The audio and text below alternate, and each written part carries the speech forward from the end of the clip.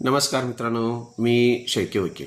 आजच्या व्हिडिओमध्ये आपण IPC कलम 93 सद्भावपूर्वक केलेले निवेदन म्हणजे काय थोडक्यात आपण पाहणार आहोत.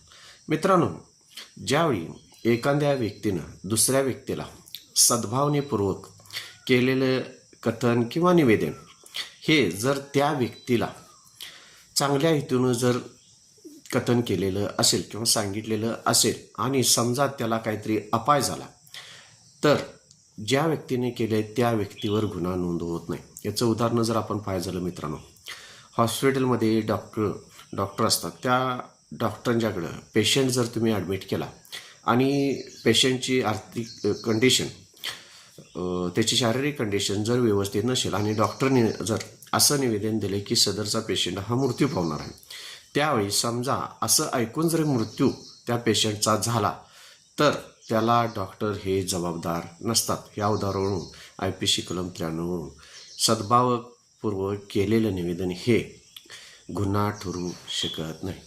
माझ्या चॅनलला सबस्क्राईब करा, लाईक करा, शेअर करा. धन्यवाद.